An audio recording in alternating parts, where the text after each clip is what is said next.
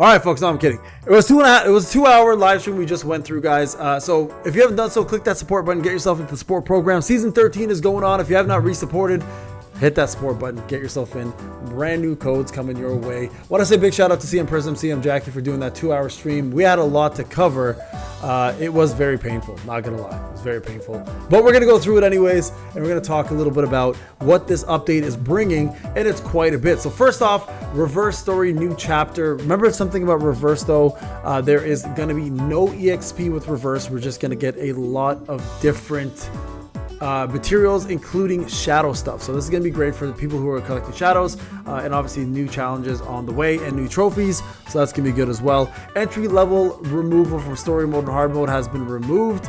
The player level limit has been applied when entering certain stages in story mode. Hard mode will now be removed. The monster level and recommended power for each stage has remained the same as before though. So it's a little weird, but hey, you can do more challenging content now. I think that's actually a smart move for people who want to move ahead and don't need the level. This is crazy because you guys remember back in the day when we had to do this? It's like hit level 56 to do this next level. You're like, the fuck? It's gonna take me 3 days.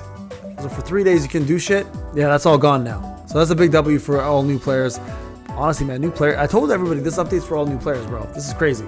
Okay, so 5 new skill runes for each attribute have been added to Ultimate Skill King's Domain specifically. I don't think anybody uses the other ones. The skills are available in Rare, Heroic, Legendary, and Transcendent. And then the new skill runes. Why am I still wearing this damn helmet? I feel like an asshole. So I'm gonna get demonetized on this one for sure. It's Pain After Dark, guys. I apologize. The skill rune chest and skill rune transcendent will be updated to include the newly added runes in their lineup. As for the skill rune, selection chest and skill rune transcendent stone selection chest, new versions reflecting the newly added will be introduced. So it will not be added in the existing ones. Please use those. That's the difference. All right, that's the difference. New content, the Overseer's Forbidden Library. Select several hunters and clear stories selected by. This is the mode I'm actually most excited about. I'm not gonna lie, guys. You can access the Overseer Library from the content screen. The Overseer's Library will be available after somebody clears Chapter 23, The True King, and will be going on from November the 6th. November the 6th, folks. All right, don't forget that. Don't forget that. How to play. On the entry screen, you go into the Forbidden Library. You can view the library's rules, the available hunter attributes. Additionally, certain hunters are designated as the Overseer's bookmarks. They're considered special hunters each season. They're called the protagonists. At least in the demo they showed that's what they were, which can also be viewed. The stories are divided into 3 difficulties: easy, which is 4 stages; ancient, which is normal, 8 stages; and forbidden, which is 12 stages. And at the end, when you win, you get a harem. Get an orgy, people.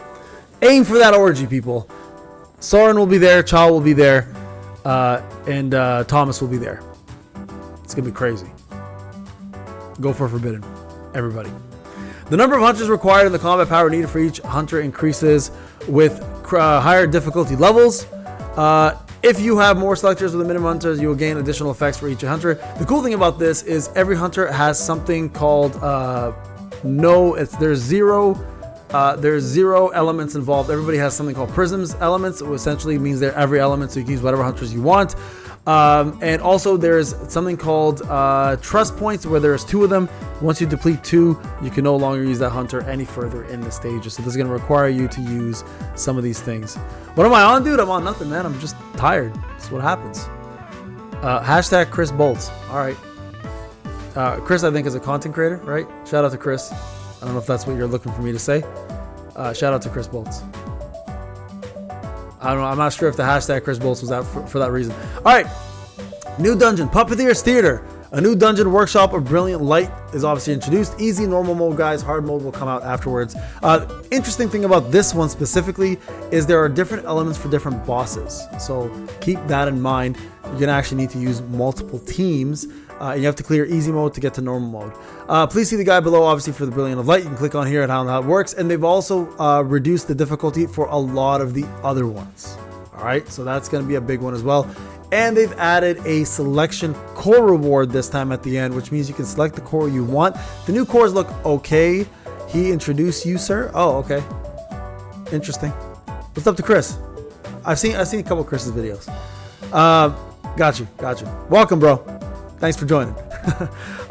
Difficult adjustment for certain stages. As mentioned, Demon Lower Castle, all these have been adjusted, guys, so you can check that out if you need to. I'm not going to go through every single one of them. New core and core level caps have been increased as well. So here's the new ones. Increased ultimate damage for mind, increased critical hit rate by a percentage. I believe the percentages were like 8 to 12% or something like that, depending where you were. Body applies shield every single time you attack for every 10 seconds of basic skills being used. Cooldown's 45 seconds is really long.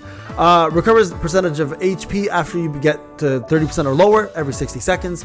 And then increases break effect by a certain amount, increases healing given by a certain amount. So this one over here is an interesting one, because anyone who has lower power understands that you will do less break damage. This one here will increase the break damage. So that's kind of a nice one, actually. So this actually might be a nice one, but you are going to sacrifice the MP consumption reduction, which is a big one, obviously, right? So you're gonna have to kind of choose where this goes. Core level expansions that can go from 15 to 20, and there's a brand new condensed energy 2, which will be introduced in the brand new Workshop of Brilliant Light. So make sure you guys do that, or you can do it through crafting. Other core enhancements, a new instant enhance button will be added, so you can go straight from 0 to 10. If you lack the solidify stones, it obviously goes to the maximum, which is great. When leveling up a core, if a previous broken through core is used as a material, the breakdown or breakthrough level of the core will be transferred to the target core. Oh, that's really good. So no longer have to do leveling, you can just go straight from one to the other. It's fantastic. A new boss will be introduced as well. Winter Frost Wolf Nadan. Light and fire strength will be water. Has constant shield, by the way, so you may want to bring mail in anyways to get that shield off. Okay. Frieren Journey Ends collaborations. You guys can see Frieren is water. She's a support DPS.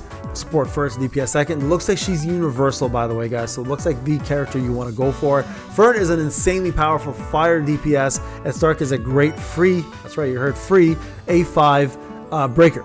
Fantastic. He actually replaces Gina more than he replaces Yuki, which is good. All right. New cores are okay at best. I agree. We'll have to see how they test out in terms of the new bosses and new gimmicks that the bosses will have. Right. So. So the other hunter that can remove shield is also Dong Su, and now Frieren can as well. She's another hunter that can remove shields, but she can't remove it through support. She removes it through one of her skills as a hunter. So keep that in mind, guys. It's very, very important. Okay.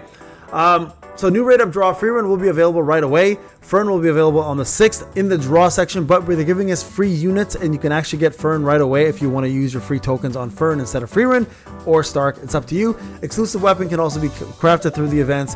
Stark's exclusive weapon can be crafted as well, and can also be getting free through the pass. And then also there's going to be a secret library for them. There you guys go. There's our outfits. This is a new weapon here called the Himmel Sword. And it's the sword of the hero, and it can be given to A4 for free through the battle pass. But if you want A5 and further, you'll have to buy it. Okay. The acquisition collaboration weapon is only available through the collaboration period and will not be able to claim through weapon crafting. All right, custom draws or weapon draws. So A4 for free. If you want A5 or more, you're gonna need to actually pay a little bit of money. Honestly, it's not that bad. So you guys can see your travel companions. This new artifact can be obtained through the event. It's just another look for the same artifacts we have in the game. New costumes over here. They did, keynote guys, they did remove the EXP bonus for the costumes to keep it fair. So no more of that. And then of course there's Jinna's costume. And then we got a whole lot of different adjustments. So you can see here balance for Lim and Libora. So let's see what the balances were. So Lim's DPS just went out. Now he also deals weak break damage on all of his basic attacks. Increases skill motion speed on volley fire, skill motion speed, increases dark or break damage on his quick attack, and then advancement tier 1 using volley fire quick attack now increases critical hit rate and critical hit damage for all allies stacking up to 8 times. And then advancement 3, when typhoon fire hits, activates an effect that the target increases their critical hit damage received by 7%. Not bad. More crit damage. Not bad at all. Not bad at all. Libora. For every dark ally in the party, dark team members' critical hit damage increases by 2%. That's advancement 2. Advancement 3 increases strength charm. Team members attack by 5% and max HP by 5% for 10 seconds. That's pretty cool. So total 2 stacks, that'll go up to 10. And then team members' damage taken decreases by 30%. Advancement 4. And then advancement 5. The users drop to 1 or few HP. They get immortality now. Oh shit. She got a little Hensi Me action going on. Lee Booba, look at you. Heavenly Order Strike Divine. They increase Divine Quarterstaff's damage? Are they nuts? literally one of the strongest weapons in the game just got buffed. All right, we'll take it. Damn, that's a crazy buff, guys. All right, so there you guys, that's all there.